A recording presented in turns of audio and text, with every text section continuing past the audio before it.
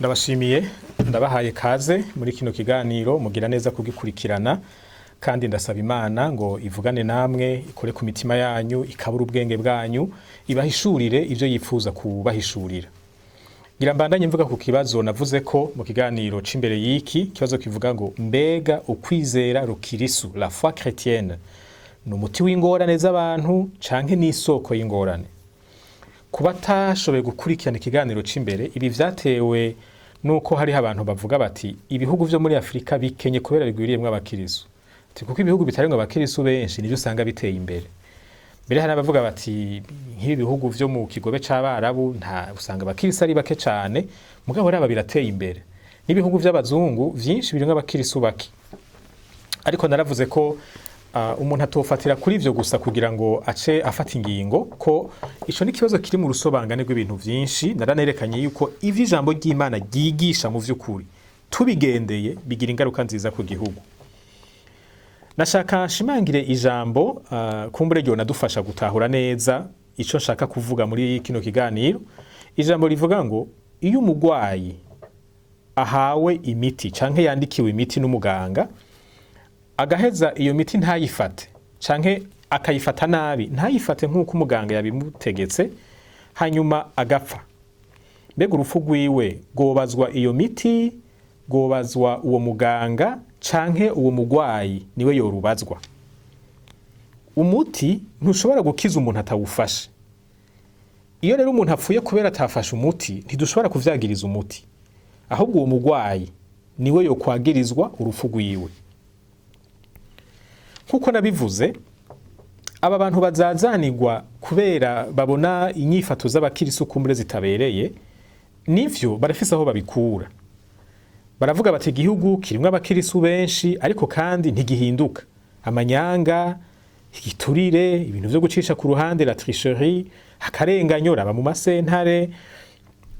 Baravuga ngo hari igihe ngo abacamanza kubera ibiturire bahawe baca urubanza nabi barubona ngo bakavuga ngo ab'imbere bazobikosora kubera baca bavuga ngo genda wunguruze imbere bazobikosora, kandi ugasanga kumbure nimba bibaho ndibaza ko bishobora kuba bibaho ubu bikoze arafise ahantu hazwi nk'umukristo mu rusengero kanaka. Barasubira bati iki gihugu kigwiriyemwo abakristo kugeza naho insengero zitera ingorane mu kibano, urwamo, uruhagarara muri quartier, mwijoro kumva bariko baravuza ingoma n'ibindi. Batariko ni canyuma mu vy'ubutunzi. Ndiko ndavuga Burundi. Iyo uravye ingene ibihugu bitondekwa bivanye n'ibintu bafatira ko mu kuraba ingene ibihugu birutarutana mu vy'ubutunzi, ugasanga Burundi bwama buri mu bihugu vya nyuma mugabo kiri mu vya mbere mu bakristo kandi gifise n'ubutunzi kama bwinshi cyane. Hari ibihugu vyateye imbere bitagira ubutare. Mugabo none mwebwe iyo Mana muvuga ko muzi itanabafasha kumenya ingene mufata ivyo mufise ngo bibaveremwo ubutunzi, none mwebwe iyo Mana muva muyiruka inyuma kubera iki? Handi bati igihugu cacu kiri mu biri imbere gose muri corruption, mu manyanga, hanyuma camamwe amatati ajana n'ihohotera umenga n'ibintu vy'akaronda vy'akaranda. Kumva haradusa ingorane muri politike, hariho uwabiravye mu gihe cyose haciye imyaka yababa 20 hama haba ingorane, ubwicanyi bigaca muri politike, abantu bagapfa abandi bakangara. Rero ivyo umuntu yofatira ko kugira ngo atahure ikibazo cabo birahari. Hanyuma ico tumaze kubona shaka gusubiramwo hano kugira ngo vy'ukuri ibintu vyumvikane bibe clair, nitwitiranye ibintu, nuko abitwa abakristo nibo bakora inyifato nk'izo ariko ntibazikora kubera ari abakristo. Umukristo yiba, umukristo afise urwanko, afise amacakubiri, umukristo akoresha violence, umukristo w'umunyamanyanga, umukristo w'umunebwe anyuruza ubutunzi rusangi, ntazabeshe ngo Bibiliya niyo yabimutumye, ntazabeshe ngo abikora kubera ari umukristo, ahubwo gukora ivyo n'uguhemuka kwibanga ry'ubukristo. Mu yandi majambo, nimba kugwiza abakristo bidahindura ivyo bintu, bisigura ko igice kanaka c'abakristo ari bihemu kwibanga ry'ubukristo. Ntibisigura ko babikora kubera ari abakristo, ahubwo babikora kubera batagendera ibanga ry'ubukristo.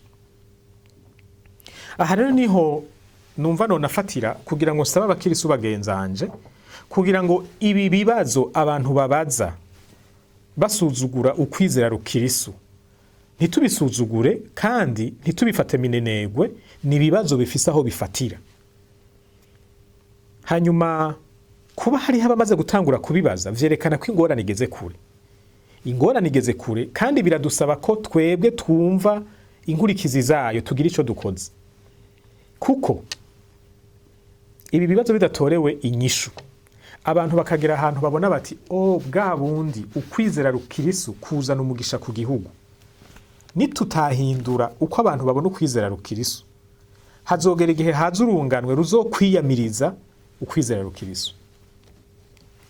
Kumbure twebwe ntituzoba tuhari, mugabe ibintu bidatorewe umuti, hazoba higihe ibintu vyitwa ubukristo bizogwanywa amaso mu yandi. Nanje ubwanje narigeze kugira ico kibazo, iyo ngorane, naho nakuriye mu buzima bwo kwizera rukristo.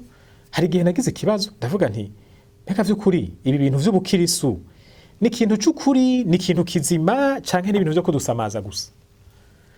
Binyibutsa umuhinga umwe yigeze kuvuga ngo ubukristo ngo nurumogi abarongozi b'amadini baha abantu kugira ngo babasamaze, ni opium du peuple. Ni ibintu vyo gupompa abantu kugira ngo babe barasamara, maze abarongozi b'amadini babe bariberaho ubuzima bwiza, kandi buvuye muri ba bantu nyene bariko barasamaza. Ico kibazo naje naracibaje, none ubwo ibi bintu vy'agakiza biri seriyo nivyo? Jewe nafashe Bibiliya kwa rukuri, ngerageza kugira umwete wo kuvuga, gukora ivyo Bibiliya idusaba aho ngeza.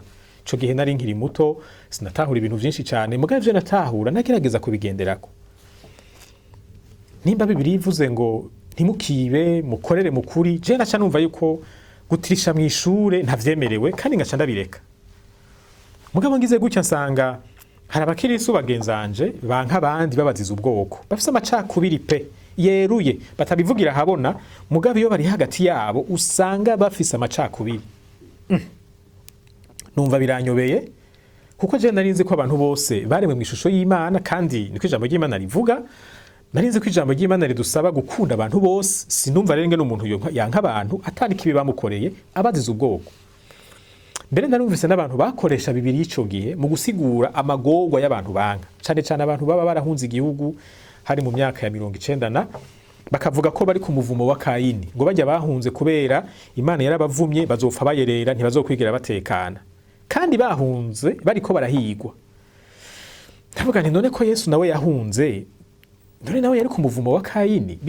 Iyo siguro baha ico kintu nkumva iranyobeye, ariko nkayumva nk'umutima mubi, nkayumva nk'urwango. Hanyuma nkibuka ko Bibiliya idusaba kubabarana n'abababaye. Avuga nti umuntu yataye urugo, yataye umuryango, akomoka abababaye, nk'abakristo benewe canke abafrères et sœurs muri Christ, kuvuga abavukanye biwe mu gakiza, twari dukwiye kubabarana nawe. None turiko turamwagiriza ko ari ku muvumo wa Kayini. Nkumva biranyobeye. Ivyo rero vyarampaye umwete wo kugerageza kurondera ibi bintu iyo biva, kuko nari nsanzwe nsoma Bibiliya. Byaranyoroheye kubona yuko izo nyifato ntiziva mu ijambo ry'Imana. Ntuze wanka abantu hanyuma ngo witwaze ijambo ry'Imana, uzoba uri kuraribeshera. Itegeko rikuru ni gukunda ababanyi bacu nkuko twikunda. Iki kibazo rero kivuga ngo mbega ukwizera rukristo ni ibintu vy'ukuri biri mu buzima twofata nyene nk'ibintu biri seriyo canke n'ibintu vyo kuyayata vyo gusamaza abantu. Jewe ntivyangoye kubitahura kuko nari nsanzwe nzi ico Bibiliya ivuga. Nahavuye nsanga mu vy'ukuri hariho abantu bitwa abakristo bahemuka kwibanga ry'ubukristo. Ubwo buhemu bwabo abababonye bagaca babufatirako, bakabona ko niko abakristo bameze. Mugabo mu vy'ukuri ivyo sivyo twofatira ko mu kuvuga ubukristo. Ntitwofatira ku burorero bw'abananiwe canke bw'ababikoresheje nabi, nimba dushaka gutahura ubukristo icarico. Dusubiye muri Mika 6 ku murongo w'8 twari tumaze kuhavugana ko haravuga ngo ko yakweretse icizi icari co ga yewe muntu, mbega hari ikindi uhoraho akugomba ko atari gukora ibitunganye, faire ce qui est juste, no gukunda kugira imbabazi, kuba umuntu afise impuhwe, no kugendana n'Imana yawe wicishije bugufi. Ikibazo, aya majambo arumvikana kandi n'ibintu vyiza gusa. Ibi bintu Imana twitezeko n'ibintu vyiza, twobikora twese abakristu, igihugu cohinduka. None iyo umuntu abibwiwe hanyuma ntavyubahirize, ninda kwiye kuvyagirizwa? Twovyagiriza Imana, twovyagiriza Bibiliya ngo ntiyabivuze kandi yarabivuze? Twovyagiriza ukwizera rukristo kandi biri mu bigize ukwizera rukristo? Umuntu wenyene wo kuvyagiriza n'umuntu yitwa umukristo atabigendera kandi ku gatwe kiwe. Ntitumufatanye n'Imana, ntitumufatanye na Bibiliya, ntitumufatanye no kwizera rukristo. Reka tuyumvire cyane kuri ibi bibazo. Umuntu afashe imiti nabi, ngenda gisubiremo, canke ntayifate hanyuma gapfa, none urupfu rwiwe twogwagiriza nde? Twogwagiriza iyo miti? Mbega umuntu afashe umunyu aho kuwushira mu vyo kurya akawubika mu kabati, hanyuma ivyo ariko arafungura bigaca bibiha kubera ata munyu urimwo, none uko kubiha kw'izo mfungurwa wo kwagiriza umunyu? Kumunyu ariko kwizera rukristo uwo binaniye kukugendera kubw'ubwaba kanaka, wumva yoca kwegera uwo munyu ngo bari we wagirizwa amakosa? Reka dutandukanye ibintu, dukore nk'abantu bakuze, dukore nk'abantu bazi ubwenge, twirinde gufata ingingo zihuse kuko dushobora gufata ingingo mbi kandi zizotugarukako. Ingorane ntiri kukwizera canke kukwemera rukristo. Iki kintu ndagisubiyemwo naho nari nzi ko namaze kukivuga.